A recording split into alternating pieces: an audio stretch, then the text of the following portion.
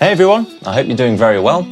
So I'm back as promised with a part 2 to my mini-series on my Helix preset that I call All In One, and this time we're covering drives and solo boosts. These videos are to show you how I, a professional gigging guitarist, would set up a Helix preset for practicality, versatility, and to get a great overall sound live. If you'd like to see my previous video on the 2 amp models I use in this preset, then check the link above now.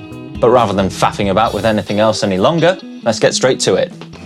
Diving right in, we're going to start with talking about the drive effect that I use. I, like so many of you guitar players out there, am a big fan of using overdrive.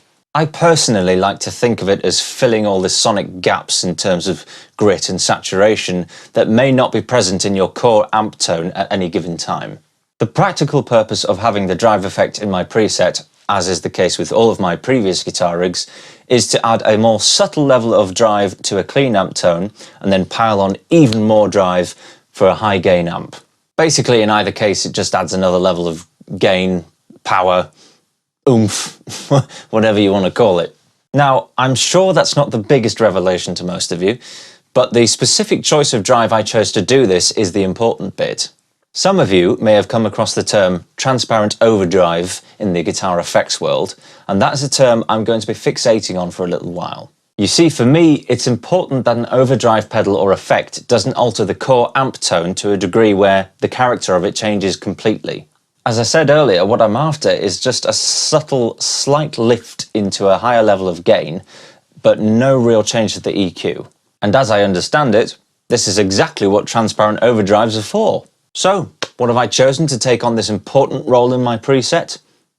The heir apparent, which is a nod to Analog Man's Prince of Tone. The real pedal is indeed a transparent overdrive, but can operate on 3 different settings, as does the Helix model. These include a boost, a distortion, and of course, the overdrive, which is obviously how I use it. I have the gain level set fairly modestly, and I've done little to the tone controls except to add just a touch of presence to retain some of the top end in each amp's tone. The level has been set purely to maintain each amp's output level, so no boosting going on here. Again, very little adjustment required. Let's take a listen to some comparisons between the effect being on and off for each amp. I'll use a couple of guitars for single coil and humbucker pickup references if that's important to any of you.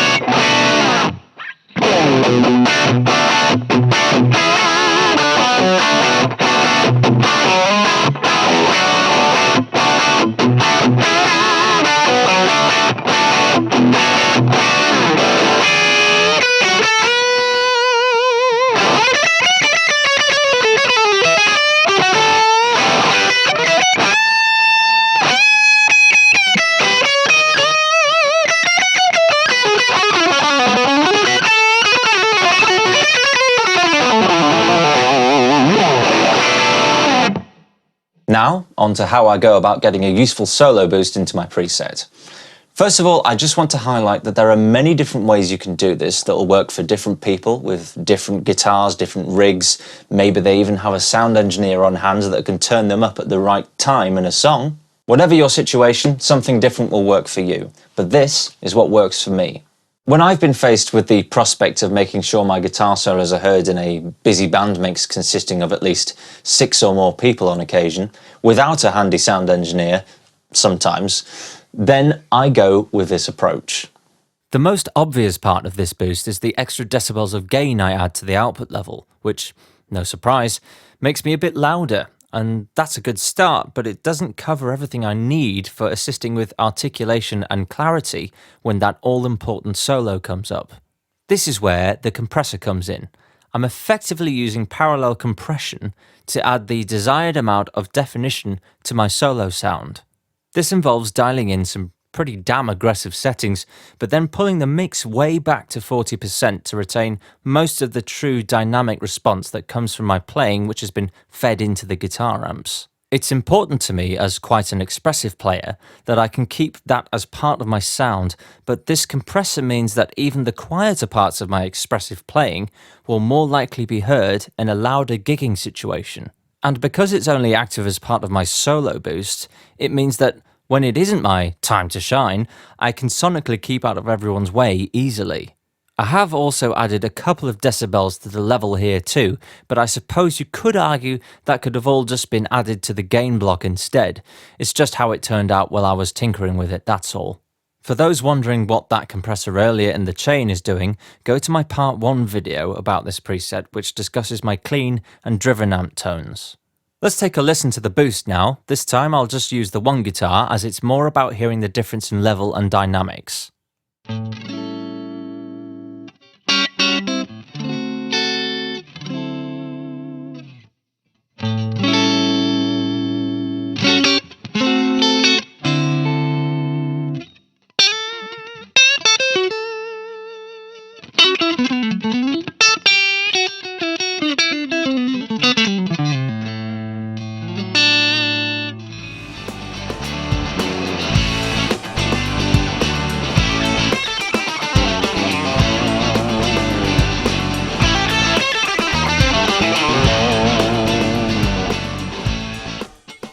Well, I hope at least some of you have enjoyed this second look into my main gigging preset.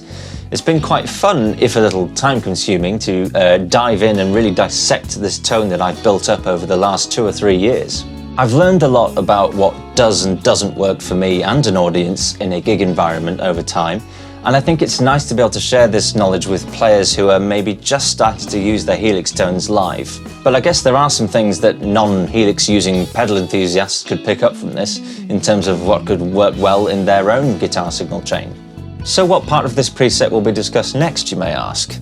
Well, I think it's a toss-up between my modulation or time-based effects, but I can't decide yet. How about you folks help me out and leave a comment below saying which part you'd like to see first, even if it's another part of the signal chain that caught your eye earlier in the video. I'm open to suggestions. In the meantime, if you enjoyed this video, please give it a like and subscribe to the channel so you can catch any content like this, plus anything else that you'll no doubt enjoy. And would you believe it, folks, I am still offering one-on-one guitar tuition online, so you can get in touch with me, as ever, on my socials, linked below in the description. Until the next one, folks, stay safe out there, stay positive, and stay musical.